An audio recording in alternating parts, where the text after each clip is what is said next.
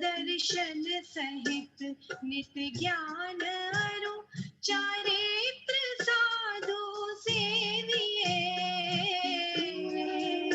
पर ये तीनों आत्मा ही केवल जान निश्चय दृष्टि में।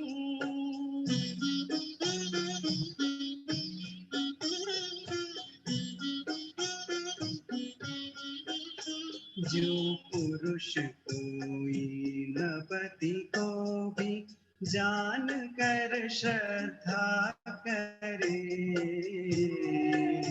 फिर यत्न से धन अर्थ वो अनुचरण राजा का करे।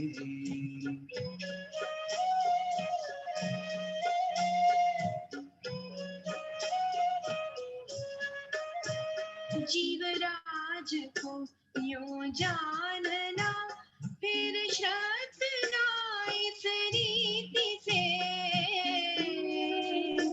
उसका ही करना अनुचरण, फिर मोक्ष अर्थी यत्न से।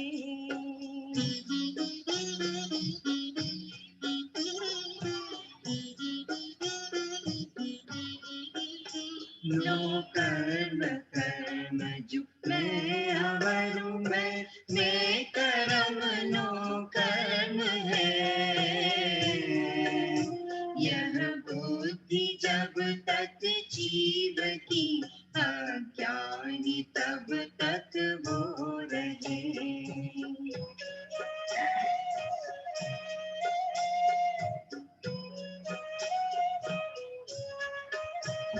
मैं ये अवरु ये मैं हूँ, इनका अवरु ये है मेरे। जो अन्य है पर द्रव्य में सचेत अगर अचेत वे।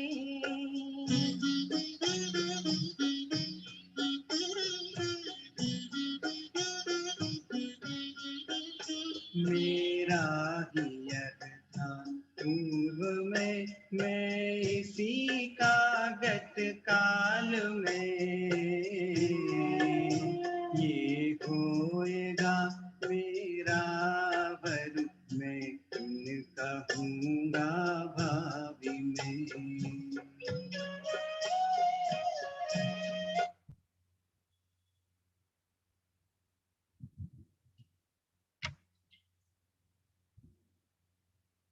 हाँ चाचा जी, आप प्रारंभ कर दीजिएगा। हाँ भैया, चालू करें? हाँ चाचा जी। जी।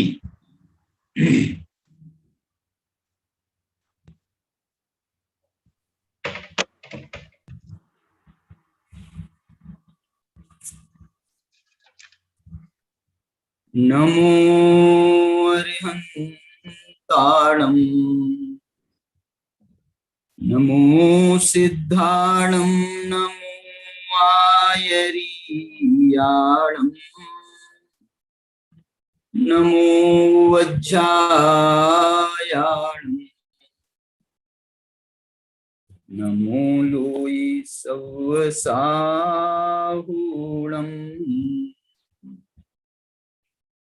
अभिवंदिऊन शिरसा अपुन भव कारणं महावीरं, ते सिंपयथ भंगम मग्गम मोक्षस्वोच्छामि।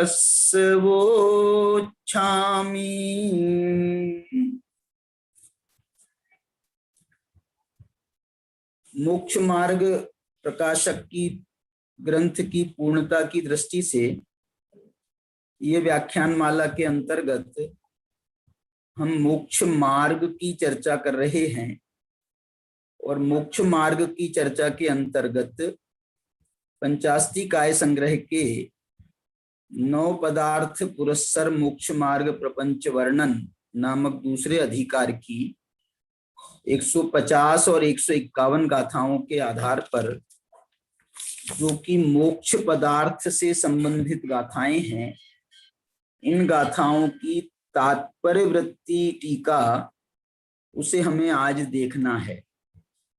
तात्पर्य वृत्ति जो टीका है, ये तात्पर्य वृत्ति टीका आचार्य जयसेन के द्वारा रचित है, जो आचार्य कुंद से लगभग 1100 वर्ष के बाद में हुए। माने कुंदाचार्य से 1000 वर्ष के बाद आचार्य अमृतचंद्र हुए, जिन्होंने पंचास्तिकाय की समय व्याख्या नामक टीका लिखी, और उसके बाद में ये आचार्य जयसेन हुए, लगभग उनके 100 वर्ष के बाद में उन्होंने इसकी तात्पर्य वृत्ति नाम से टीका लिखी है।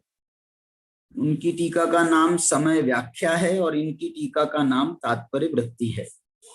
अमृतचंद्राचार्य ने 3 ग्रंथों की टीकाएं लिखी, समय सार, प्रवचन सार और पंचास्तिकाय। तीनों टीकाओं के उनके नाम अलग अलग हैं। समय सार की टीका का नाम आत्मख्याति है, प्रवचन सार की टीका का नाम तत्व प्रदीपिका या तत्व दीपिका भी कहते हैं, जबकि पंचास्तिकाय की टीका का नाम समय व्याख्या है। समय सार की टीका का नाम समय व्याख्या नहीं है, पंचास्तिकाय की टीका का नाम समय व्याख्या है। और जयसेनाचार्य ने जो 3 टीकाएं, इन्हीं 3 ग्रंथों की टीकाएं जयसेनाचार्य ने भी लिखी। तो जयसेनाचार्य की तीनों टीकाओं के नाम तात्पर्य वृत्ति है। मैंने बड़ा सिंपल नाम है, इसमें कोई विशेष उन्होंने हाईलाइट नहीं किया है किसी विशेष नाम को, लेकिन उन्होंने जो है इसमें तात्पर्य वृत्ति, माने मैं गाथाओं के क्या तात्पर्य हैं उनकी मैं एक संक्षेप में वृत्ति लिखता हूं, ऐसा उन्होंने, उनका भाव है। जबकि समय सार में आत्मा की महिमा गान कर रहे हैं, इसलिए उसका नाम आत्मख्याति है। प्रवचन सार में उन्होंने क्या किया है, तत्व का प्रतिपादन किया है। तत्व का माने पहला अधिकार ज्ञान तत्व का है, दूसरा अधिकार ज्ञेय तत्व का है। तो इसलिए उन्होंने तत्व के नाम से उन्होंने इसका टीका का नाम तत्व प्रदीपिका लिखा। और इसका जैसे मैंने कहा भी था कि पंचास्तिकाय का भी एक नाम समय पाहुड़ है। समय पाहुड़ का नाम तो सीधा समय पाहुड़ है, माने सिर्फ समय पाहुड़ है, वो छामी समय पाहुड़, ऐसा उन्होंने लिखा है।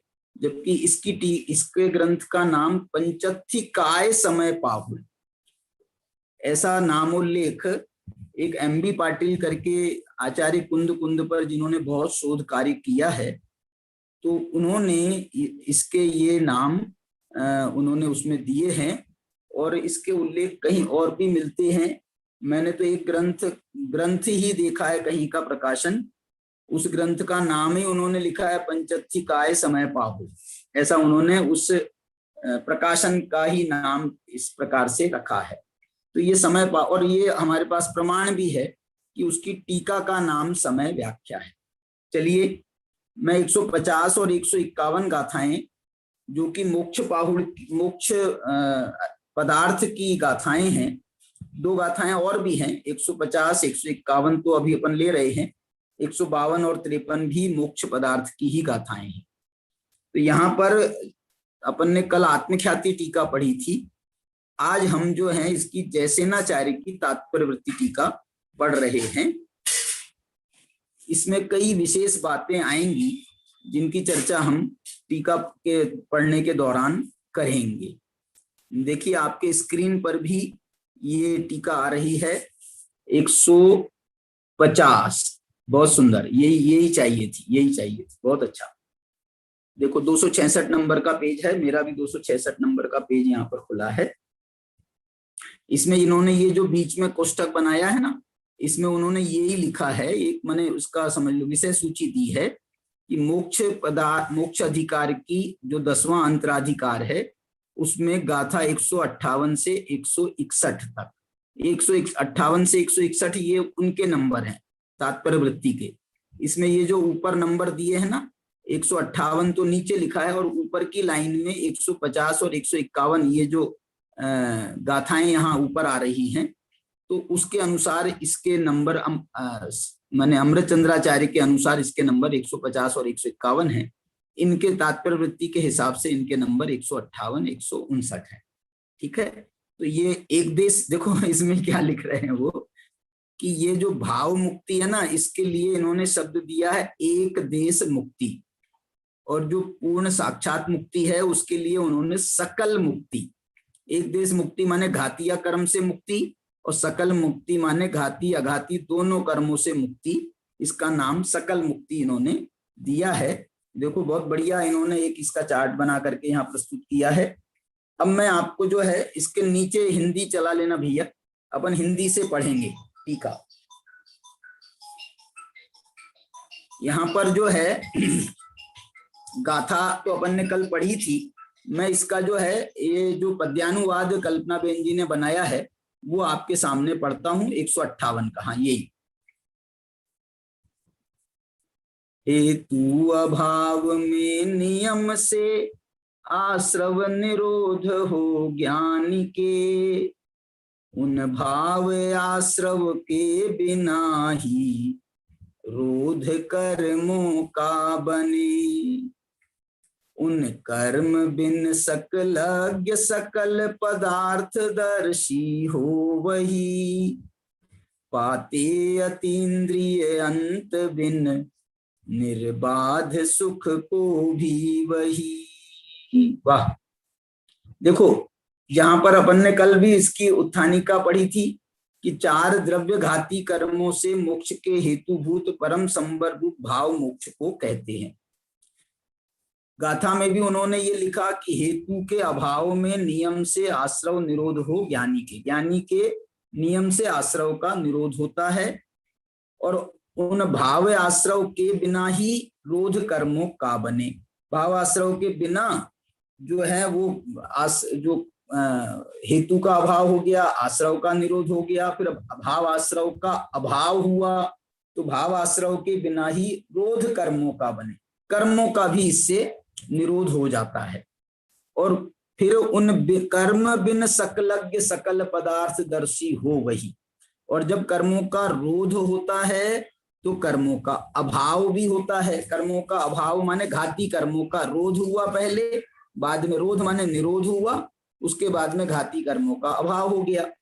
तो कर्म बिन, घाती कर्मों के अभाव के बिना, घाती कर्मों के अभाव होने पर माने घाती कर्मों के बिना सकलज्ञ माने सर्वज्ञ हो गए, और सकल पदार्थ दर्शी माने जो ऊपर शब्द भी है ना इनका प्राकृत में सब लोग दर्शी, तो ये सकल पदार्थों के दर्शी माने अनंत दर्शन भी उनको हो जाता है। पाते अतीन्द्रिय अंत बिन निर्बाध सुख को भी वही। और जैसा कि मूल गाथा में ही इसमें ये सुख के इतने विशेषण बनाए हैं कि वो पाते हैं अतीन्द्रिय, अंत बिन और निर्बाध। प्राकृत में है इंद्रिय रहितम अब्बाबाहम सुहम अनंतम, तो वो जो है इसको प्राप्त करते हैं। इसे हमने जो दूसरी व्याख्या के हिसाब से आपको ये भी बताया था कि यहाँ पर जो है सकलज्ञ माने अनंत ज्ञान, सकल दर्शी माने अनंत दर्शन, और अतीन्द्रिय अतीन्द्रिय निर्बाध, अंत बिन का मतलब तो अनंत हो गया, तो वो अनंत को सुख के साथ में हम जोड़ दे दें। और यहाँ पर अतीन्द्रिय जो निर्बाध है इसे हम अनंत वीर से जोड़ दे दें, तो इस प्रकार ये 4 अनंत चतुष्टय की व्याख्या यहाँ पर सिद्ध हो जाती है। अब मैं टीका में आ रहा हूं। टीका में ये कह रहे हैं वो, देखिए नीचे टीकार्थ है, हेदुम अभावे माने द्रव्य प्रत्यय रूप हेतु का अभाव होने पर। ये देखना, ये द्रव्य प्रत्यय जो है ये हमारे यहाँ पर एक विशेष कैटेगरी है। इसकी क्या विशेष कैटेगरी है? देखो ये जो है द्रव्य कर्म तो हम कहते हैं जो कार्मण वर्गणा कर्म रूप में परिणमित होती है ना, उसका नाम तो द्रव्य कर्म है। वो जब द्रव्य कर्मण वर्गणा हमारे जीव के साथ में बंध जाती है तो उसका नाम कहलाता है कर्म बंध। समझ गए? फिर वो कर्म बंध जो है उसमें कर्म बंध 4 प्रकार का होता है, प्रकृति बंध, प्रदेश बंध, स्थिति बंध और अनुभाग बंध। तो ये प्रकृति प्रदेश बंध तो तत्काल हो गए, उनमें स्थिति भी डल गई कि ये कितने काल तक के ये कर्म जो है उदय में आएगा, ये तो काल की बात हो गई। अब जब वो, और अनुभाग का मतलब है कि वो कितनी शक्ति से उदय में आएगा, माने उसके फलदान की शक्ति का नाम जो है ये अनुभाग बंध कहलाता है, फलदान की शक्ति का नाम। तो वो कितने फल के साथ में, कितनी तीव्रता के साथ में उदय में आएगा, इसका नाम तो है अनुभाग बंध। लेकिन जब उस कर्म का प्रैक्टिकल में उदय आता है तो उदय आने पर वो जो कर्म है वो अपनी अनुभाग शक्ति के साथ में उदय में आता है। तो वो जो उदय में आना है, कर्म का उदय में आना है, इसका नाम है द्रव्य प्रत्यय। इस द्रव्य प्रत्यय को समय सार में द्रव्य आश्रव भी कहा है। किसको? जो कर्म उदय में आता है उस कर्म, उसको द्रव्य आश्रव भी कहता है। और ये जो प्रत्यय शब्द है ना, प्रत्यय शब्द का एक अर्थ होता है कारण। कारण का मतलब क्या है? कारण का मतलब ये है कि वो द्रव्य प्रत्यय माने उदय में आ गया कर्म, तो उसको अपना जो है, उसको जितना कर्म के माध्यम से उसको जितना अपना असर दिखाना था कर्म के रूप में। देखो कर्म जो है वो कर्म में तो अपना उदय दिखाएगा, अपना असर दिखाएगा कर्म में। जीव में वो अपना असर कितना दिखाता है, नहीं दिखाता है, जीव उससे कितना प्रभावित होता है, नहीं होता है, ये मैटर जीव में, जीव पर आधारित है। और कर्म कितने उदय के साथ में, उदय कितने पावर के साथ में उदय में आता है, ये मैटर कर्म का है। इसलिए जो है ना, इसको भी जो कर्म का उदय होता है ना, और जितनी जो उसकी शक्ति से उदय में आता है, उसे भी भाव कर्म कहा जाता है। ये कर्मों का भाव कर्म है। और उसके निमित्त से जीव में जो भाव होते हैं, राग द्वेष मोह आदि परिणाम होते हैं, वो जीव का भाव कर्म कहलाता है। ये भाव कर्म के 2 भेद हैं। तो ये जो द्रव्य प्रत्यय है, ये जो है कर्मों का भाव कर्म है। कर्म अपने भाव कर्म के साथ में, अपनी शक्ति के साथ में उदय में आ रहे हैं। ये बात जैन शासन जो है, इस बात को बहुत समझने की है। इस बात को बहुत सारे नहीं समझ पाते हैं हम लोग। क्या नहीं समझ पाते? हम लोग ये समझते हैं कि कर्म उदय में आया तो जीव को राग द्वेष करना ही करना है, जीव को उसके साथ में जुड़ना ही जुड़ना है। नहीं तो वो जीव जो है, जीव के पास में ऑप्शन नहीं है कि वो उसके साथ में जुड़े अथवा ना जुड़े। इस बात को जो है इन्हीं जैसे नाचार्य ने समय सार की 164 और 65 गाथा है आश्रव अधिकार की। बिल्कुल पहली 2 गाथाएं हैं काय की, आश्रव अधिकार की, समय सार की। उसमें उन्होंने ये बात, ये जो द्रव्य प्रत्यय के संबंध में ये बात उन्होंने बहुत स्पष्ट लिखी है वहां पर। यहां पर क्या लिख रहे हैं मालूम? ये तो द्रव्य प्रत्यय रूप हेतु का अभाव होने पर, माने ये जो है बिल्कुल लास्ट की बात कह रहे हैं, द्रव्य प्रत्यय का अभाव होने पर। माने जैसे ज्ञानावरण आदि कर्म जो हैं उनका अभाव हो जाए, तो अभाव होने पर जो है वो केवल ज्ञान प्रकट होता है। यहाँ तो इनको ये बताना है। मैं ये कहना चाह रहा हूं कि उसके पहले द्रव्य प्रत्यय का अभाव केवल ज्ञान, 12वें गुणस्थान में होगा द्रव्य प्रत्यय का अभाव, और उसके बाद में केवल ज्ञान उत्पन्न होगा 13वें गुणस्थान में। 12वें गुणस्थान तक की जो अवस्था है ना, इसका इन्होंने बहुत अच्छा विवेचन आगे किया है, जैसे नाचार्य ने इसका विवेचन आगे किया है। लेकिन मैं जो बात आपको बताना चाह रहा हूं वो ये बताना चाह रहा हूं कि द्रव्य कर्म का उदय आने पर, ये तो कर्म में उदय आया है उसका, ये कर्म में उसका भाव कर्म भी उदय भी आता है, तो अपनी तीव्रता के साथ में आता है, मंदता के साथ में आता है, जैसा उसका अनुभाग है उसके अनुसार वो उदय में आता है, उतनी तीव्रता मंदता के साथ। उसके बावजूद भी जीव का उसके साथ में जुड़ना नहीं जुड़ना, कम जुड़ना ज्यादा जुड़ना, ये जीव पर डिपेंड करता है। ये बात बहुत महत्वपूर्ण बात है, ये बात बहुत महत्वपूर्ण है। क्यों? क्योंकि जैसे नाचार्य ने तो यहाँ तक लिख दिया है वहां आश्रव अधिकार में कि यदि ऐसा नहीं माना जाएगा तो फिर संसार का कभी अभाव ही नहीं होगा।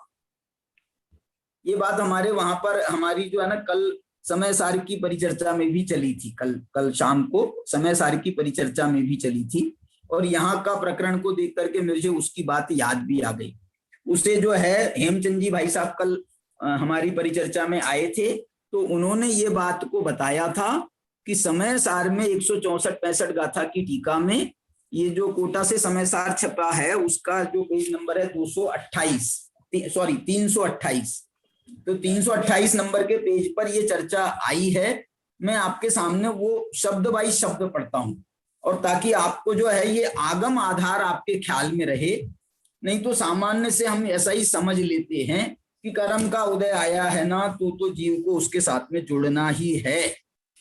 और कोई लोग इसको ऐसा भी समझ लेते हैं इस बात को कि भाई अघाती कर्म में तो ठीक है, अघाती कर्म में हम जुड़े नहीं जुड़े चलेगा, अघाती कर्म में तो हम जो है ना हमारे हाथ में है, अघाती कर्म तो बाहर में फल देता है, लेकिन ये जो है ये तो हमारे उसमें फल देता है।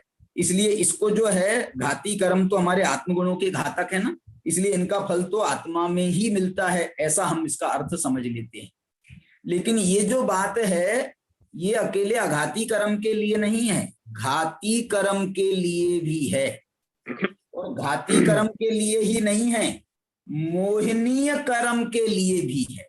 घाती कर्म में भी ज्ञानावरणी दर्शनावरणी अंतराय इनका तो क्षोभसम रहता है, लेकिन जो है क्षोभसम रहने पर इनमें ही अकेला उसका उदय प्रभावित नहीं करेगा ऐसा नहीं है। मोहिनी कर्म में भी माने उदय आएगा, जीव मिथ्या दृष्टि रहेगा, लेकिन उसी मिथ्यात्व की अवस्था में तो उसको मिथ्यात्व के नाश का प्रयत्न करना है ना। यदि वो मिथ्यात्व के नाश का प्रयत्न, यदि वो मिथ्यात्व वो प्रयत्न से भी रोकेगा जीव को, तो जीव फिर प्रयत्न कब करेगा? मिथ्यात्व का अभाव हो जाने पर मिथ्यात्व के नाश का प्रयत्न करेगा क्या? मिथ्यात्व का अभाव ही हो जाएगा तो फिर मिथ्यात्व के नाश के प्रयत्न की क्या जरूरत है? इसका मतलब क्या हुआ? इसका मतलब हुआ कि मिथ्यात्व के रहते हुए मिथ्यात्व के नाश का उद्यम करना है। इसी का नाम है मिथ्यात्व का निरोध। और ये निरोध जब हम धीरे धीरे धीरे करके उस मिथ्यात्व के जो अनुभाग हैं, मिथ्यात्व की शक्ति है, उसको धीरे धीरे कम करते करते करते जाते हैं। देखना एकदम से हम उसका मिथ्यात्व का नाश नहीं कर देते। जैसे कोई तीव्र मिथ्यात्व चल रहा है तो उस तीव्र मिथ्यात्व का हम सीधा नाश नहीं कर देते हैं, उस तीव्र मिथ्यात्व को हम निरोध करेंगे। निरोध करेंगे माने उसको, उसकी शक्ति को घटाएंगे, शक्ति को घटाएंगे। इसको उदाहरण ऐसा समझना चाहिए कि जैसे हमारा कोई प्रबल शत्रु है, प्रबल शत्रु है, उसको मारना बड़ा कठिन हो रहा है। प्रबल शत्रु है लेकिन उसको मारे बिना हमारा काम नहीं चल रहा है। ये उदाहरण समझना है, ये कोई ऐसे शत्रु लौकिक दृष्टि के शत्रुओं की बात नहीं है, लेकिन उदाहरण इसलिए देना पड़ रहा है कि मुझे अपनी बात समझाना है। तो प्रबल शत्रु है, उसको मारना जरूरी है। हम मार नहीं पा रहे हैं तो भी हम लगातार उस पर प्रहार करते रहते हैं, मारते रहते हैं। कभी उसका जरा सा हमने एक घायल ही कर दिया, एक जरा सा पत्थर उसको लग गया तो जो है वो उससे उसका ध्यान बटा, माने ये थोड़ा सा तो काम हुआ ना, थोड़ा सा। फिर हमारा एक कोई अच्छा वार लग गया तो उसका हाथ टूट गया, और अच्छा वार लग गया उसका पांव टूट गया। ये जो है ना उसको क्रश करने का ये उपाय है। लौकिक में भी यही उपाय चलता है।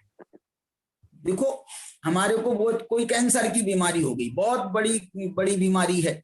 अब वो बीमारी जो है एकदम से तो दूर नहीं होती ना, कि हमने यहाँ दवाई खाई और यहाँ पर कैंसर, कोई जादू मंत्र तो है नहीं। तो हम जो है उसके कैंसर के जो कीटाणु हैं, उन कैंसर के कीटाणुओं पर ये जो करते हैं ना, क्या लाइट लगाते हैं, और भी कुछ काम करते हैं, कीमो करते हैं, लाइट थेरेपी भी चलती है। तो इसके माध्यम से वो कैंसर के कीटाणुओं पर हमारा वार होता है। ये धीरे धीरे करके वो कम होते जाते हैं। तो प्राइमरी स्टेज में ऐसा भी होता है, आजकल ऐसा होने लगा बहुत, कि प्राइमरी स्टेज में वो कैंसर का भी इलाज निकल के आ गया, वो जो है बराबर सब अच्छे से ठीक हो जाते हैं। हमारे बहुत सारे हमने देखे लोग जिनको कैंसर हुआ और अभी जो है बिल्कुल भले चंगे बहुत अच्छे हो गए, उनको हमारी बहुत बहुत शुभकामनाएं हैं। हमारे ऋषभ जी हैं छिंदवाड़ा के, उनकी पत्नी है आरती जी, एक हमारे जबलपुर के अरविंद जी हैं, अभय जी है ना, अपने अभय जी के छोटे भाई, उनकी पत्नी है, क्या नाम है उनका, निशा जी रांझी, उनका जो है बहुत ठीक हो गया। और भी बहुत सारे लोग हैं। नागपुर में भी हमारे एक राजमल जी देवड़िया हैं, उनकी पत्नी है, उसको हो गया था, मेरी पत्नियों को ही ज्यादा हो रहे हैं तो उनकी पत्नी को भी हो गया था, वो भी ठीक हो गई हैं। तो ये जो बात मैं आपसे कहना चाह रहा हूं कि ये निरोध करके अभाव होता है, तो निरोध जो है उसकी प्राइमरी स्टेज है और उसका अभाव करना ये उसका फाइनल स्टेज है। तो फाइनल स्टेज का नाम है मोक्ष और निरोध की स्टेज का नाम है मोक्ष मार्ग। ये मोक्ष मार्ग जो है मोक्ष के लिए, केवल ज्ञान के लिए, यथाख्यात चारित्र के लिए जिस प्रकार इसके निरोध की प्रक्रिया होती है, उसी प्रकार से मिथ्यात्व के नाश की भी प्रक्रिया के अंतर्गत पहले मिथ्यात्व का निरोध किया जाता है। और वो मिथ्यात्व का निरोध 5 स्टेजेस में किया जाता है, जिसे हम 5 लब्धि कहते हैं। 5 लब्धि माने चोपसम लब्धि, विशुद्धि लब्धि, देशना लब्धि, प्रायोग्य लब्धि और करण लब्धि। इसमें जो है ये निरोध जो होता है ना, ये निरोध कभी कभी हमारा फेल भी होता है। हमने कैंसर का इलाज बहुत कराया, कीमो ले लिया, वो ले लिया, लाइट थेरेपी ले ली, सब कर लिया, उसके बाद भी कदाचित कोई केस ठीक नहीं होता है। हमारे सिवनी में ये अभय जी के भाई, अभय जी की बहन है, क्या नाम है उनका, किरण दीदी, उनका बेटा जो है, उन्होंने बहुत इलाज किया, उसके बाद भी ठीक नहीं हुआ। तो अब ठीक नहीं हुआ तो शांत भी हो गया। तो ये देखो, ये मैं इसलिए बता रहा हूं ये उदाहरण। कोई कुछ कह रहा है क्या? हाँ, देखिए मैं आपसे क्या बताना चाह रहा हूं कि ये बता रहा हूं कि कोई इलाज ठीक नहीं, कोई निरोध जो है वो सक्सेस नहीं होता है। ये उदाहरण यहां पर इस बात के लिए है कि जो 5 लब्धियां कही है मिथ्यात्व के नाश के लिए, वो 5 लब्धियों में कोई जीव 4 लब्धियों तक चला जाता है, और 5वीं लब्धि में नहीं जाता है, तो उसके कारण से वो जो है उसका वो वापस लौट के जो है मिथ्यात्व में भी आ जाता है, तीव्र मिथ्यात्व में आ जाता है, और नरक निगोद आदि का भी पात्र बन जाता है। अरे यहाँ तक कि कोई जीव तो ऐसे होते हैं वो कभी मोक्ष जाते ही नहीं है, कभी। क्यों? क्योंकि वो अभव्य जीव को भी 4 लब्धियां हो जाती है, अभव्य जीव को भी 4 लब्धियों तक होने का विधान कहा गया है। तो ये जो है ये निरोध जो है सक्सेस कब होता है? जब हम उसको अंतिम स्टेज तक ले जाएं, तो वो अंतिम स्टेज में जाकर के उसका अभाव कर देगा। इसलिए ये निरोध की प्रक्रिया को मैं कल भी मैंने हाईलाइट किया था, आज भी मैं इस बात को बहुत हाईलाइट कर रहा हूं। निरोध की प्रक्रिया बहुत ही आवश्यक है कर्मों का अभाव करने के लिए, विकार का नाश करने के लिए विकार का निरोध आवश्यक है। इसको और अच्छे से समझना चाहें, जैसे मैंने आपको कल बताया था योग निरोध पूर्वक मोक्ष होता है। उसके पहले, केवल ज्ञान के पहले, ये जो है ना 12वां गुणस्थान जो है वो वहां पर वो ज्ञानावर्णी दर्शनावर्णी वेदनी उसका निरोध चल रहा है। ज्ञानावर्णी दर्शनावर्णी के अभाव की प्रक्रिया चल रही है 12वें गुणस्थान में, और उसका अभाव हो गया अंत में, तो 13वें गुणस्थान में केवल ज्ञान हो गया। निरोध की प्रक्रिया चल रही है, और ये निरोध की प्रक्रिया वहां पर दूसरा शुक्ल ध्यान होता है उसके द्वारा होती है, जो कल अपन ने क्षीण कषाय गुणस्थान का उसमें भी पढ़ा था और इसमें भी आने वाला है, अभी इसी टीका में भी आने वाला है। तो क्षीण कषाय करके वो केवल ज्ञान निरोध होकर के केवल ज्ञानावरणी का अभाव हुआ। इसी प्रकार से जो यथाख्यात चारित्र होता है 11वें 12वें 13वें गुणस्थान में, वहां पर भी वो यथाख्यात चारित्र भी निरोध, चारित्र का निरोध, चारित्र मोहिनी का निरोध करते हुए चारित्र मोहिनी का नाश होता है। वो कैसे निरोध होता है चारित्र मोहिनी का? वो होता है छपक श्रेणी में, 8वें गुणस्थान में, 9वें गुणस्थान में, 10वें गुणस्थान में उसका निरोध होता है, और 12वें गुणस्थान में वो यथाख्यात, 11वें 12वें गुणस्थान में यथाख्यात चारित्र प्रकट हो जाता है। 11वें गुणस्थान में उपशांत मोह होता है और उपशम होता है, 12वें में क्षय हो जाता है। ये उपशांत करने में जो है थोड़ा सा मुश्किल होती है, क्योंकि वो वापस गिर जाता है। ये ऐसे ही उपशम सम्मक्त में भी गिर जाता है, ऐसे उपशम चारित्र में भी गिर जाता है। तो ये गिरने वाली, अब देखो ये हुआ प्रक्रिया। ऐसे ही जो अविरति होती है ना, अविरति का भी नाश करने के लिए अविरति का निरोध किया जाता है। 5वें गुणस्थान में हम अविरति का निरोध कर रहे हैं, 6ठे गुणस्थान में वो अविरति का अभाव हुआ। ऐसे ही पहले गुणस्थान में हम मिथ्यात्व का निरोध करते हैं, फिर चौथे गुणस्थान में जाकर मिथ्यात्व का अभाव होता है। इसलिए हमको निरोध में और अभाव में ये अंतर करना पड़ेगा। निरोध कारण है और अभाव कारण है। मिथ्यात्व का निरोध पहले गुणस्थान में होता है, मिथ्यात्व का अभाव चौथे गुणस्थान में होता है। ये मिथ्यात्व का जो निरोध है जो 5 लब्धियों के द्वारा होता है। और दूसरा क्या बताता हूं मालूम, मिथ्यात्व का निरोध के लिए बहुत अच्छा अभी मेरे को दिमाग में आई थी बात, मिथ्यात्व का, हाँ कल मैंने आपको जो बंध विच्छुत्ति बताई थी ना, बंध विच्छुत्ति, ये बंध विच्छुत्ति की प्रक्रिया भी पहले गुणस्थान में होती है। इसलिए ये जो 16 प्रकृतियों की बंध विच्छुत्ति कही है उसे चौथे गुणस्थान में नहीं कहा, पहले गुणस्थान में 16 प्रकृतियों की बंध विच्छुत्ति कही है। तो ये बंध विच्छुत्ति भी जो है वो निरोध की प्रक्रिया का प्रतीक है। निरोध की प्रक्रिया के द्वारा बंध विच्छुत्ति होती है और उसके बाद में बंध का अभाव होता है। बंध की विच्छुत्ति माने बंध का निरोध और बंध का अभाव माने उसका बंध का नाश हो गया। ये प्रक्रिया जो है यदि हमको समझ में आए तो ये पूरा मोक्ष मार्ग हमारे को ख्याल में आएगा। ये सब पर्याय दृष्टि से कथन चल रहा है, पर्याय दृष्टि से ये सब निरोध की, अभाव की, ये सारी प्रक्रिया, मोक्ष मार्ग की, ये सारी प्रक्रिया पर्याय में ही करना है।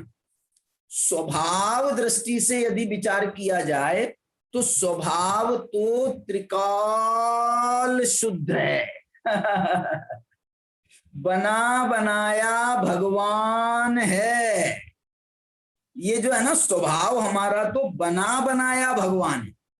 और वास्तव में जो हमको जो शुद्धता करनी है ना, शुद्धता जो हमको पैदा करनी है, शुद्धता की पूर्णता करनी है, शुद्धता बिल्कुल लास्ट स्टेज में हमको ले जाना है, तो वो किसके बल पर होता है मालूम? वो हमारे स्वभाव के बल पर ये सारा कार्य होता है।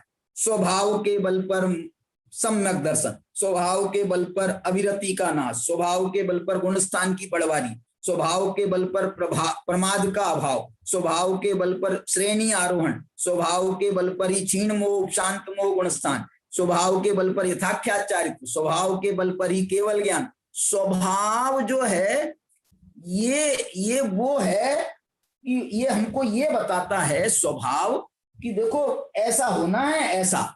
इस स्वभाव का हम प्रतिबिंब जो है वो सिद्ध भगवान को कह सकते हैं। सिद्ध भगवान जो हैं वो स्वभाव के प्रतिबिंब है।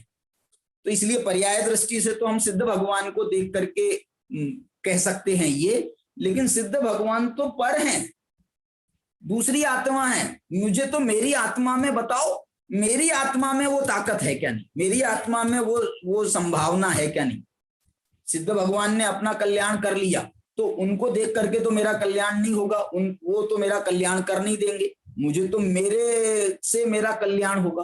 तो मेरे से मेरा कल्याण होगा, इसके लिए वो आचार्य कहते हैं कि तू अपने स्वभाव को देख, तेरा स्वभाव भी वो सिद्ध भगवान जैसा है। वंदित तू सर्व सिद्धे, ये जो सिद्ध भगवान को नमस्कार किया है समय सार में, वो इसलिए किया है कि वो सिद्ध भगवान मेरी शुद्धात्मा के प्रतिच्छंद के स्थानीय है, मेरी शुद्धात्मा के समान उनका जो है वो दर्शन है, उनका जो अवलोकन होता है वो मेरी शुद्धात्मा के समान होता है। इस कारण से वो ये बताया गया है। मैं तो आपको ये कहना चाह रहा हूं कि गुरुदेव श्री ने जो व्याख्यान प्रणाली प्रतिपादित करी, बताई, 45 साल तक उन्होंने जिसका प्रयोग किया, उन्होंने कभी, हम तो ये पर्याय दृष्टि से ही बात अकेली कर लेते हैं, लेकिन गुरुदेव श्री के व्याख्यान में कभी ये जो गाथाएं चल रही ना 150-51 की, गुरुदेव श्री के इन गाथाओं पर 3-4 व्याख्यान है पंचास्तिकाय की 150-51 गाथा पर गुरुदेव श्री के 3 व्याख्यान या 4 व्याख्यान है, माने एक में मिक्सिंग है और बाकी जो है 3 व्याख्यान उनके पूरे हैं। 3 व्याख्यानों में उन्होंने ये इस गाथा की चर्चा की, इसकी टीका की चर्चा की। इतनी महत्वपूर्ण गाथा है ये। 2 कारणों से ये गाथा बहुत महत्वपूर्ण है। एक तो इसमें मोक्ष पदार्थ का वर्णन किया गया है। अरे वाह, ये मोक्ष पदार्थ क्या चीज है? आत्म को हित है सुख सो सुख, आकुलता बिन कहिए, आकुलता शिव माही न ताते। ये जो है, ये आकुलता, पूर्ण आकुलता का अभाव कहाँ होता है? शिव माही न। शिव माने क्या? शिव माने मोक्ष। शिव शब्द जो है ये मोक्ष के लिए है।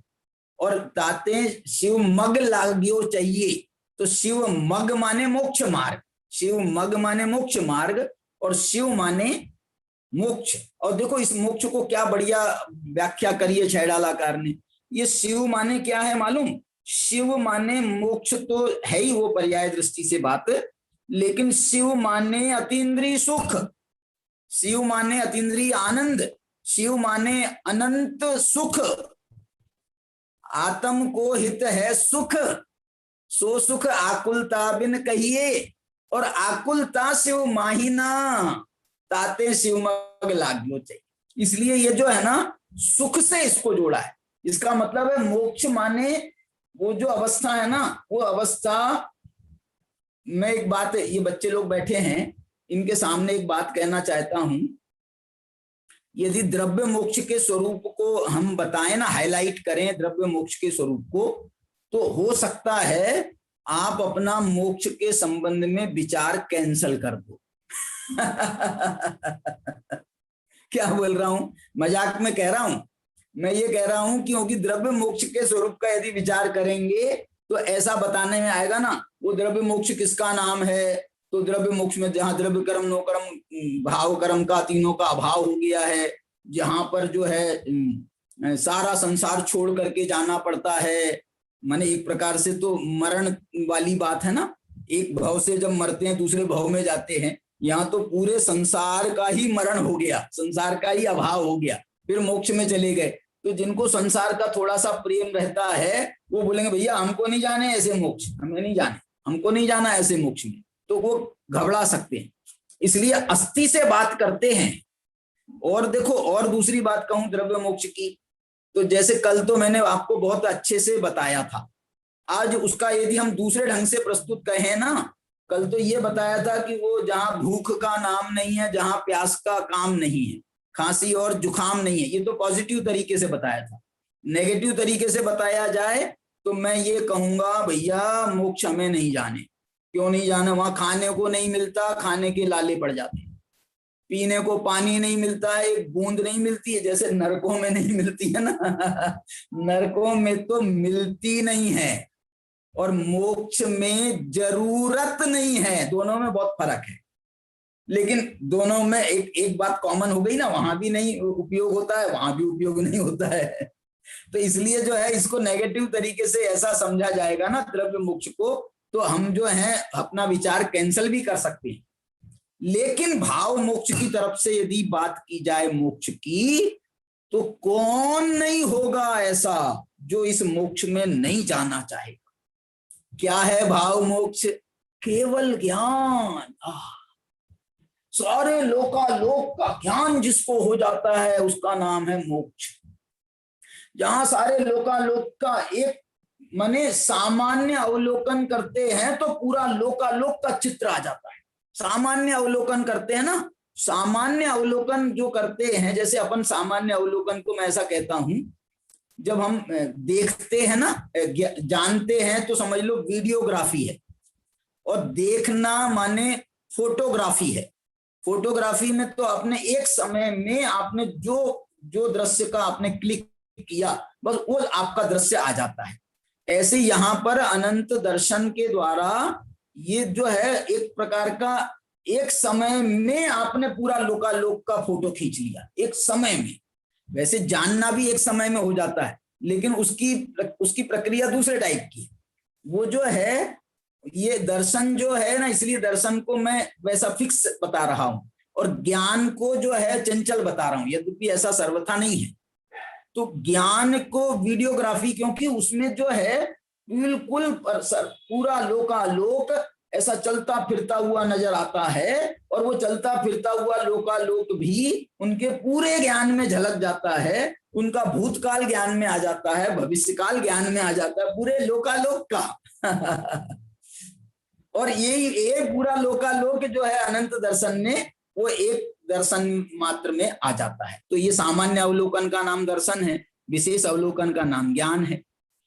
अब जो बता रहा हूं तीसरी चीज, इतना बढ़िया है ये मोक्ष, भाव मोक्ष के लिए बता रहा हूं। आपको अव्याबाध, कोई प्रकार की बाधा नहीं है वहां पर। अतीन्द्रिय माने ये शरीर की जरूरत नहीं है, इंद्रियों की जरूरत नहीं है, न ज्ञान को और न सुख को।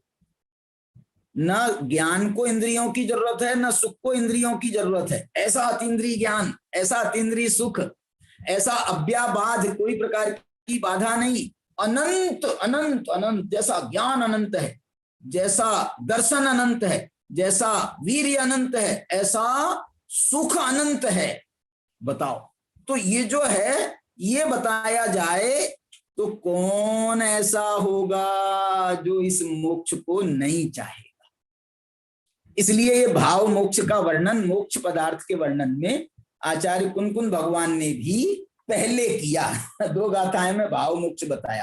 अरे 2 गाथाओं में नहीं, मैंने आपको कल बताया था 3.5 गाथाओं में, 3.5 गाथाओं में भी नहीं, 3.25 गाथाओं में कल बताया था मैंने आपको। 153 नंबर की जो गाथा है उसका जो अंतिम चरण है, 4 चरण होते हैं, आखिरी के 153 नंबर की गाथा है 4 गाथाओं में, उसका अंतिम चरण में उनने वो द्रव्य मोक्ष को बताया है सिर्फ।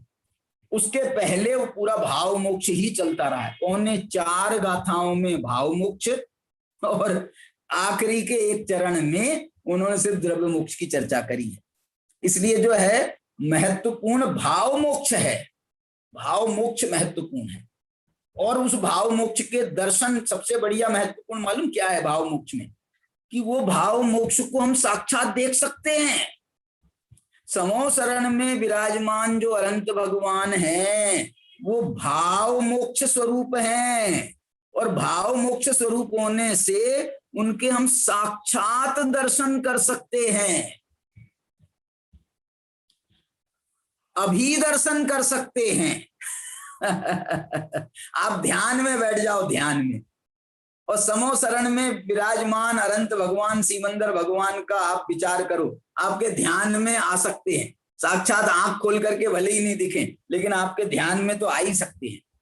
और हमारे कुंद कुंद भगवान, यही कुंद कुंद आचार्य, ये स्वयं गए थे विदेश क्षेत्र, और सीमंदर भगवान जो आज सीमंदर भगवान विराजमान है, यही सीमंदर भगवान 2000 साल पहले विराजमान थे। अरे बहुत लंबी आयु है, 1 कोटि पूर्व की आयु है, 1 कोटि पूर्व की आयु है। 1,84,00,000 पूर्व की तो आदिनाथ की थी, इनकी आयु है 1 कोटि पूर्व की। और अभी जो है अगली 24 में 12वें तीर्थंकर होंगे, तब तक के आपको यही सीमंदर भगवान रहने वाले, तब तक इनका मोक्ष नहीं होने वाला। तो ये सीमंदर भगवान के दर्शन जब कुंद कुंद पंचम काल में चले गए थे, तो हम भी कोई ऐसी रिद्धि प्रकट करें, कहो मुनि बन जाएं, मुनि बन करके कोई ऐसी रिद्धि प्रकट हो जाए, हमको पंचम काल में होती थी तभी तो कुंद कुंद भगवान को हुई, तो हम भी जा सकते हैं। मैं ये कह रहा हूं, ये जो है ना, ये ऐसा देखने की जरूरत है। देखो, जो हमारे आदर्श होते हैं ना, उन आदर्शों को हम इसलिए देखते हैं क्योंकि उनके जैसा बनने का हमारा प्रयत्न होता है। आचार्य कुंद कुंद हमारे आदर्श हैं, सीमंदर भगवान हमारे आदर्श हैं, लेकिन सीमंदर भगवान के दर्शन हमको कुंद कुंद के माध्यम से हो सकते हैं, क्योंकि कुंद कुंद उनको देख के आए हैं, इसलिए हमको कुंद कुंद को हमने अपना सेकेंडरी आदर्श बनाया है। तो वो कुंद कुंद जैसे हम यदि बने, तो कुंद कुंद जैसे वहां सीमंदर भगवान के दर्शन करने गए थे, ऐसे हमारे भी दर्शन हो, हमको भी दर्शन हो सकते हैं। और नहीं तो चिंता मत करो, इस भाव के बाद में यदि सम्यक दर्शन नहीं हुआ तो विदेश क्षेत्र जा सकते हो, और सम्यक दर्शन हो जाए तो स्वर्ग जाओगे, और स्वर्ग जाओगे तो भी सीमंदर भगवान के दर्शन करने वहां से जा सकते हो। क्या बात है, ये भाव मोक्ष है, भाव मोक्ष। ऐसा बड़ा सुंदर विवेचन यहाँ पर इन्होंने किया है। जो बात मैं आपको, वो द्रव्य प्रत्यय के उदय होने पर भी जीव का परिणाम उनसे जुड़े, नहीं जुड़े, कम जुड़े, ज्यादा जुड़े, इसके लिए जो आगम प्रमाण है वो मैं आपको एक बार पढ़ करके यहाँ पर सुनाना चाह रहा हूं। आप सुनो इसको। ये बताया मैंने आपको समय सार की 164-65 गाथा, उसकी जयसेनाचार्य की तात्पर्य वृत्ति टीका, कोटा से प्रकाशित जो समय सार है जयसेनाचार्य की टीका उसमें छपी है, उसमें 328 नंबर के पेज पर ये प्रकरण दिया है। छोटा सा है, 5-7 लाइन का, वो आपको मैं पढ़ के सुना रहा हूं। देखिए, ये प्रकरण है, सबसे नीचे का पैराग्राफ है, आपके पास में ग्रंथ नहीं है, मैं पढ़ के सुना रहा हूं, आप देख लेना। आपके पास में ग्रंथ हो कोटा से प्रकाशित समय सार, तो उसका 328 पेज निकाल करके आप देख सकते हो। चौरे जी आप देख लो, आप देख सकते हो जी, पेज नंबर 328 है। यहां यह भावार्थ है कि द्रव्य प्रत्यय के उदय होने पर, क्या द्रव्य प्रत्यय के, द्रव्य प्रत्यय माने जो, द्रव्य प्रत्यय माने द्रव्य कर्म, द्रव्य कर्म माने घाती कर्म, अघाती कर्म, सब द्रव्य, वो द्रव्य कर्म है, और उनका उदय आता है, तो ये उदय आने पर ये प्रत्यय कहलाते हैं। तो द्रव्य प्रत्यय के उदय आने पर, उदय होने पर शुद्धात्म भावना को छोड़कर, समझना, ये द्रव्य प्रत्यय का उदय आता है तो हमारी शुद्धात्म भावना छूटती है, छूटती है, छूटती है, ये गारंटी नहीं दे रहे हैं आचार्य। आचार्य कह रहे हैं कि ऐसा उदय आने पर यदि तुम छोड़ोगे शुद्धात्म भावना, तो वो द्रव्य प्रत्यय का उदय जो है वो तुम्हारे, उसने प्रभाव डाला और तुम उसके अड़सट्टे में आ गए। तुम यदि उसके अड़सट्टे में नहीं आओ तो कोई माई का लाल तुम्हारे परिणाम को नहीं बिगाड़ सकता। ये शुद्धात्म भावना को हम छोड़ते हैं, हम छोड़ते हैं। हमने अपने बुद्धि से, हमने उपयोग में अपनी शुद्धात्म भावना को बनाए रखना चाहिए, अपने उपयोग को हम शुद्धात्म भावना में लगा रखें। वो द्रव्य प्रत्यय का उदय है तो चलने दो उदय, उसको आने दो, उसको वहां पर हमने अपनी शुद्धात्म भावना नहीं छोड़ना, क्योंकि ये शुद्धात्म भावना तो ज्ञान दर्शन के माध्यम से चलेगी। तो ये ज्ञान दर्शन तो हमारा क्षयोपशमिक है, उस ज्ञान दर्शन को हम अपनी आत्मा में लगा के रखें। मिथ्यात्व तो हमारा क्या बिगाड़ लेगा, और यदि उस समय भी बिगड़ेगा, मैं ये कह रहा हूं निरोध तो होगा उस मिथ्यात्व की जो जितनी तीव्रता के साथ में आ रहा है, और मैं अपनी शुद्धात्म भावना में अपने निकट जाने का प्रयत्न करूंगा, तो उसकी निकटता से वो जो मिथ्यात्व है उसके अनुभाग, उसके प्रत्ययों का जो शक्ति है वो कमजोर पड़ेगी। इसका नाम है मिथ्यात्व का निरोध। वो कमजोर पड़ेगी और हमको कमजोर करना है। कमजोर करेंगे, आज हमको इतनी सफलता मिली है, कल हमको और इससे ज्यादा सफलता मिलेगी। कल और हम अपनी शुद्धात्म भावना को बढ़ाएंगे तो हमारी सफलता जो है वो उपशम से विशुद्धि लब्धि, विशुद्धि से देशना लब्धि, देशना से प्रायोग लब्धि तक पहुंच जाएगी। और शुद्धात्म भावना तीव्र करेंगे तो वो करण लब्धि में प्रवेश कर जाए तो फिर समझ लो काम हो गया, काम हो गया। अब मिथ्यात्व का नाश होना है, होना है और होना है गारंटी से। अब अंतर मुहूर्त की देर है बस, और वो अंतर मुहूर्त जो है बहुत बड़ा अंतर मुहूर्त भी नहीं है, मिनटों में सेकंडों में जो है मिथ्यात्व का नाश हो जाएगा। मिथ्यात्व का निरोध तो हमने पहले ही कर दिया। मिथ्यात्व के संबंधी 16 कर्मों की विच्युति भी हम करते जा रहे हैं, तो उस विच्युति का फल प्राप्त होकर के उसका निरोध, उसका अभाव हो जाएगा, निरोध पूर्वक अभाव हो जाएगा, अभाव हो जाएगा तो सम्यक्ति प्राप्ति हो जाएगी। ये देखो शुद्धात्म भाव, यदि देखो फिर से पढ़ रहा हूं, द्रव्य प्रत्यय के उदय होने पर शुद्धात्म भावना को छोड़कर, मानो उसके कारण हम शुद्धात्म भावना को नहीं छोड़ते हैं, हम स्वयं शुद्धात्म भावना को छोड़ते हैं। ये हमारा खुद की कमजोरी से हमने छोड़ा है, वो कर्म ने जबरदस्ती नहीं करी है हमारे ऊपर, कर्म हमारे ऊपर प्रभाव नहीं डाल रहा है, हम उसके प्रभाव में आ रहे हैं। क्या बोला? कर्म हम पर प्रभाव नहीं डाल रहा है, हम उसके चक्कर में आ रहे हैं, हम उसके। भाई देखो, दोस्त ने गाली दी, हमारी को गाली दी और हम उसकी बात को अनसुनी कर दें, हम ध्यान नहीं देवें, और दी तो तेरी गाली तेरे पास में तेरी गाली तेरे पास में, ऐसा विचार कर लेवे तो हमको गुस्सा नहीं आता है। अरे भैया उनको गाली दी थी, उनको तो ऐसा उबल, ऐसा गुस्सा आया था, उसने तो उसका सर फोड़ दिया था। बोले साहब मेरे को तो बिल्कुल नहीं आया, मुझे नहीं आया। क्यों नहीं आया तेरे को? इतनी गंदी गाली दी। उसकी गंदी गाली, उसका गंदा मुंह है, उसकी गंदी गाली दी उसने, और मैंने नहीं ली तो उसकी उसके पास रह गई। ऐसा देखो, ये विचार जब हम करते हैं ना, तो ये कर्मों का उदय भी हमारा कुछ नहीं बिगाड़ सकता। देखो गाली दी ना सामने वाले ने, तो ये हमारे कर्म का उदय तो आया ही ना, ये हमारे कर्म का उदय तो आया ही ना। और उदय आया है और फिर भी हम नहीं जुड़े उससे। देखो हम उससे नहीं जुड़े तो जो है काम हो गया। हमारी शुद्धात्म भावना को हमने नहीं छोड़ा, शुद्धात्म भावना को नहीं छोड़ा तो वो उसका जो है कोई असर नहीं हुआ, उसके कर्म के उदय का कोई असर नहीं हुआ। देखो शुद्धात्म भावना को छोड़कर जब जीव रागादि भाव से परिणमन करता है तब बंध होता है। पूर्वबद्ध कर्म का उदय आया, उससे हमको नवीन कर्म का बंध नहीं हो जाता। यद्यपि वो आया है, वो भी एक उसका सेकेंडरी कारण है। देखो क्या होता है कि नया बंध कब होता है? जब हम रागादि भाव करते हैं। रागादि भाव हम कब करते हैं? जब पूर्वबद्ध कर्म का उदय आता है। उदय आता है तो दो संभावनाएं, हम करें राग ना करें राग। लेकिन जब उदय नहीं आता है ना, उदय का अभाव हो जाता है, उदय का नाश हम कर देते हैं, तो गारंटी से अब वो रागादि होगा ही नहीं। देखो उदय आने पर रागादि करें नहीं करें ये ऑप्शन है, लेकिन उदय नहीं आए तो रागादि करने का कोई ऑप्शन ही नहीं है। मेरे को बताओ, किसी ने गाली दी और आप बोलो साहब मेरे को गुस्सा नहीं आया, मैंने अपने आप को बहुत कंट्रोल किया। कोई ये कहे आपसे, चौरे जी, कोई आपसे ये कहे साहब मैं तो बहुत शांत परिणामी हूं। बोले कैसे शांत परिणामी हूं?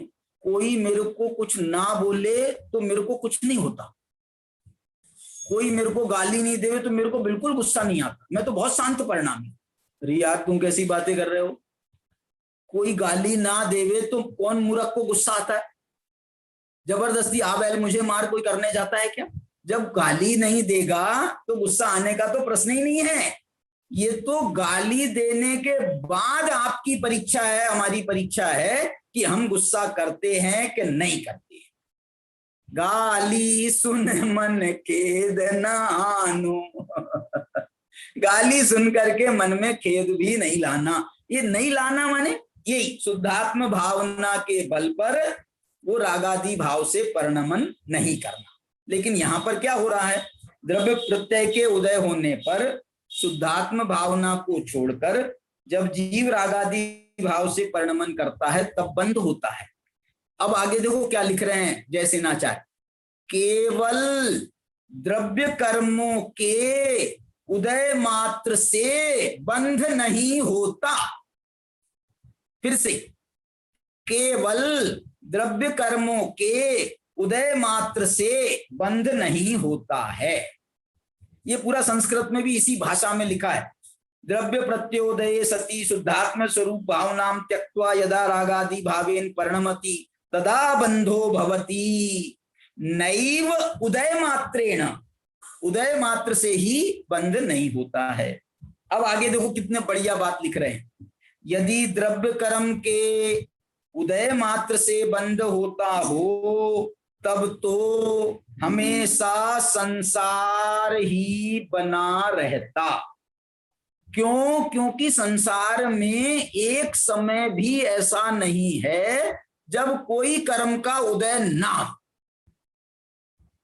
देखो मैं एक बात बोलता हूं, वेदनी कर्म का उदय सदाकाल चलेगा कि नहीं चलेगा? चलेगा। उसमें साता वेदनीय का उदय आएगा या असाता वेदनी का उदय आएगा? आएगा कि नहीं आएगा? आएगा। अब असाता वेदनी का उदय आएगा और तुम द्वेष करोगे उसमें। साता वेदनी का उदय में आएगा तो हाँ बहुत बढ़िया बहुत बढ़िया बहुत बढ़िया, तो तुम राग करोगे। तो तुम तो जो है फिर कभी तुम्हारा हो ही नहीं सकता, मामला घट ही नहीं सकता, तुम्हारा मोक्ष कभी हो ही नहीं सकता। और ये बात मैं जो है ये उदाहरण दे रहा हूं अघातिया कर्मों की। ये उदाहरण घातिया कर्मों पर भी घटित होते हैं। अरे हमको अघाती कर्म का नाश तो बाद में करना है, केवल ज्ञान जो होने के बाद में अघाती कर्मों का नाश होगा। हमको तो पहले घाती कर्मों का नाश करना है। और आज तो हमको सम्यक्त्व करना है। तो सम्यक्त्व करना है तो मिथ्यात्व कर्म का नाश करना है। तो मिथ्यात्व कर्म का अभाव करना है तो उसके लिए उदित्यात्व कर्म का निरोध करना है। और यदि उदय मात्र से हम मिथ्यात्व करते रहेंगे उतनी ही तीव्रता के साथ में करते रहेंगे तो कभी ये जो है उससे मुक्ति नहीं मिल सकती। इसलिए ये बात बहुत महत्वपूर्ण है। देखो, यदि द्रव्य कर्म के उदय मात्र से बंद होता हो तब तो हमेशा संसार ही बना रहेगा। किस कारण से संसार बना रहेगा?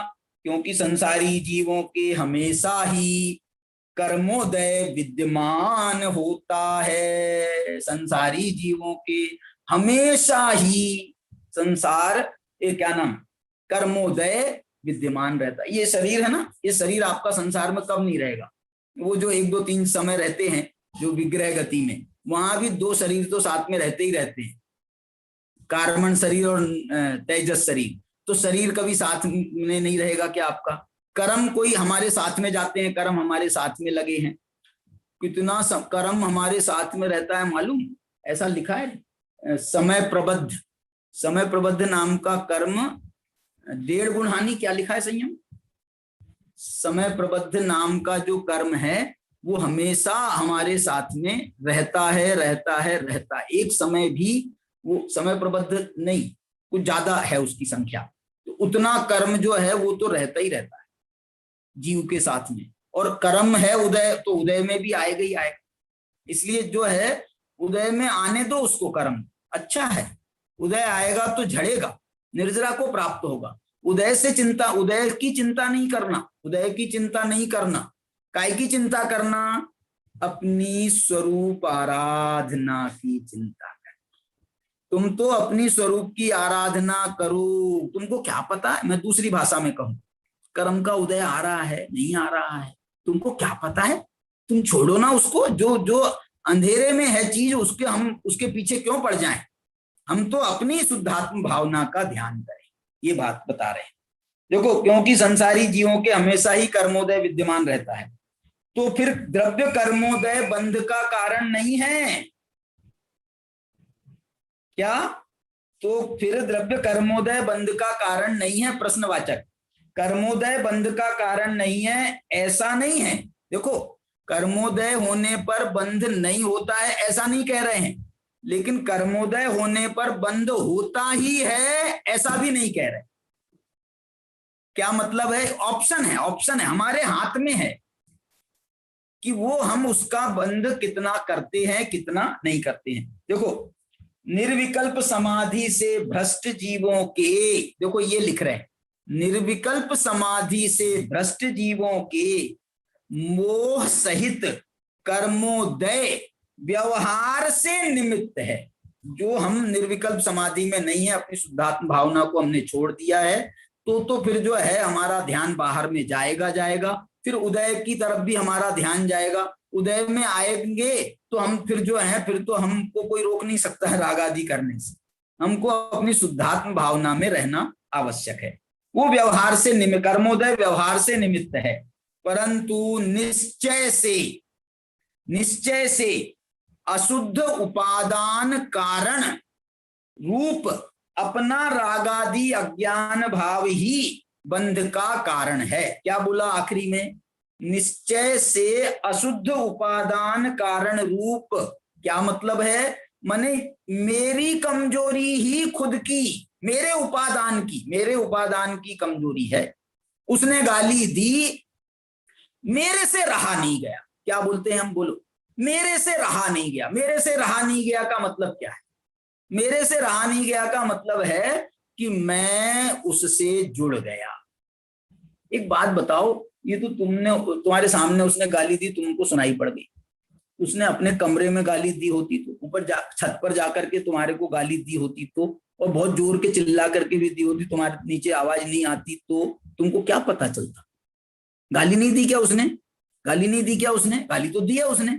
अब तुम्हारे को राग क्यों नहीं हुआ? तुमको इसलिए नहीं हुआ, तुमने सुनी ही नहीं। ऐसे ही तुम सुनी को अनसुनी करना सीखो ना। हम सुनी को अनसुनी करना यदि सीख जाएं तो ये हमारा मोक्ष मार्ग सुलभ हो सकता है। सुनी को अनसुनी करना सीख जाएं, देखी को अनदेखी करना सीख जाएं। जो देखा है हमने मानो नहीं देखा है, जो हमने चखा है मानो नहीं चखा है, जो सूंघा है मानो नहीं सूंघा है, जो सुना है वो मानो नहीं सुना है। ये सीखना बहुत कमाल की चीज है, और ये यदि हम कर लेंगे तो ये हमारा मोक्ष मार्ग सुलभ हो सकता है। देखिए समय अपना पूरा हो गया है। मैं तात्पर्य वृत्ति टीका जो है उसका कुछ प्राइमरी चर्चा जो मुझे करनी थी वो मैंने आज करी है। सबसे बड़ी बात मैं जो आपको बताना चाह रहा हूं, स्वभाव दृष्टि की है। स्वभाव दृष्टि, हम अपने स्वभाव को देखें। हमारा स्वभाव अत्यंत पवित्र। तुम उसकी गाली क्यों सुनते हो? तुम अपने स्वभाव को देखो, स्वभाव कितना पवित्र है, कितना पवित्र है। ऐसा समझ लो, एक देखो ऐसा उदाहरण मैं दूसरा देता हूं कि एक जो है ना, गंदा नाला बह रहा है आपके घर के पास में, गंदा नाला बह रहा है। मेरे को उपाय बताया कल किसी ने। बोले हम क्या उपाय करने वाले मालूम? ये गंदा नाला तो है, सरकारी जगह है, अब ये नाले को तो हम बंद नहीं कर सकते। तो हमने एक उपाय बनाया है। क्या बनाया उपाय? हमारे घर के 10 फुट यहाँ से 10 फुट वहां तक हमने नाले के बाजू में ऐसे बढ़िया बढ़िया ऐसे झाड़ लगाए हैं, सुगंधित फूलों के झाड़ लगा दिए। उसको पानी भी मिलता रहेगा नाले का, तो वो सुगंध माने वो फल फूल फलते रहेंगे। और ऐसा जो है वो जो है उससे ऐसी खुशबू आएगी कि वो जो उसकी गंदगी की जो बदबू है वो हमको पता ही नहीं चलेगी। ऐसा हम अपने स्वभाव को देखें तो हमको ये परद्रव्यों की तरफ देखने का मौका ही नहीं आएगा, और परद्रव्यों को नहीं देखेंगे तो हमारा जो है विकार पैदा ही नहीं होगा। ये एक दृष्टिकोण, बहुत प्यारा दृष्टिकोण है।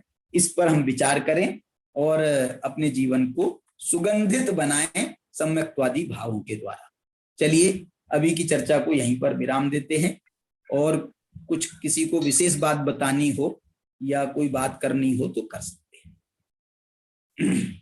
ओम नमः सिद्धिभ्या। बहुत ही सुंदर चर्चा भी हमने आदरणीय भाई साहब के माध्यम से पंचाष्टिकाय ग्रंथ के आधार पर सुनी। हेतु के अभाव में ज्ञानियों के आश्रव नहीं होता, और आश्रव नहीं होता तो कर्मों का निरोध भी अवश्य होता है। तो इसी प्रवचन के मुख्य बिंदु बताने के लिए मैं आमंत्रित कर रहा हूँ कक्षा 10वीं के छात्र अक्षय जन अमायन। वे आए और मुख्य बिंदु प्रस्तुत करें। बहुत बढ़िया मोहित जी, अच्छा कार्यक्रम लिया हाथ में, बहुत अच्छा। मैं कल से और जल्दी खत्म करूंगा 5 मिनट पहले। जी चलो। डेली का शुरू कर दिया है भाई साहब, डेली एक बच्चा बोलेगा 5 मिनट। बहुत अच्छा बहुत अच्छा बहुत अच्छा। तुम अपने हाथ में लोगे तो अच्छा होगा। हाँ अक्षय जी शुरू कीजिए। बोलिए। ओम नमः सिद्धिभ्या। आज हमने पंडित राकेश जी अंकल के प्रवचन सुने उसमें से मैंने कुछ मुख्य बिंदु निकाले हैं। 100 सकल अर्थात अनंत ज्ञान, समयसार का बड़ा कारण मिथ्यात्व है। प्रत्यय अर्थात कारण, ऐसे जीव होते हैं वो कभी मोक्ष नहीं जाते, उन्हें अभव्य कहते हैं। विकास का नाश करने के लिए विकास का निरोध आवश्यक है। वाह। अविरति का नाश करने के लिए अविरति का निरोध होता है। हाँ, विकार का नाश करने के लिए विकार का नाश करने के लिए विकार का निरोध आवश्यक है। बहुत सुंदर। अविरति का नाश करने के लिए अविरति का निरोध होता है। वाह। मिथ्यात्व का निरोध पहला गुण स्थान में होता है, मिथ्यात्व का अभाव चौथे गुण स्थान में होता है। क्या बात। स्वभाव तो त्रिकाल शुद्ध है, स्वभाव के बल पर केवल ज्ञान होता है। अरे जो वाह। सिद्ध भगवान है वो स्वभाव के प्रतिपल हैं। शिव माने अतीन्द्रिय सुख, द्रव्य कर्म अर्थात अघाती कर्म। जब हम रागादि भाव करते हैं तब बंद होता है। जय जिनेन्द्र। बहुत सुंदर, बहुत सुंदर, बहुत अच्छे बिंदु बनाए बेटा, बहुत अच्छे बिंदु। निरोध और अभाव के बिंदु मेरे को बहुत पसंद आए और वो बात बहुत महत्वपूर्ण भी थी। चलो, बहुत अच्छी बात आपने पकड़ी और आपको बहुत बहुत हमारा साधुवाद। हाँ भैया, जन्माणी स्तुति। चलिए जिनवाणी। निज निधि निज में बताई, यह अनंत उपकार है, उसके लिए जिनवाणी माँ को वंदना सतवार है। सभी लोग नववर्ण मुकार मंत्र पढ़ें।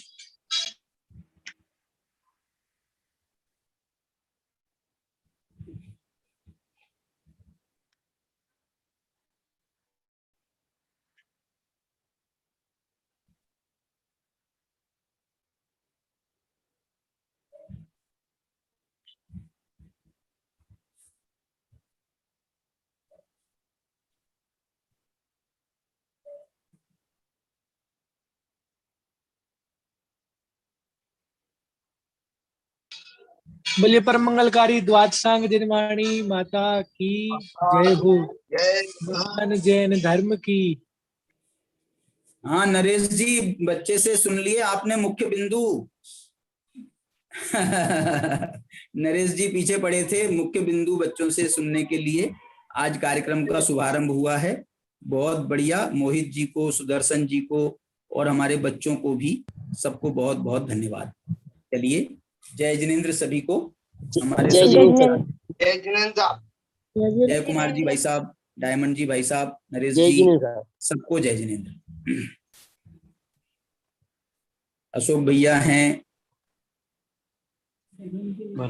अरुण जी आज नहीं दिख रहे हैं।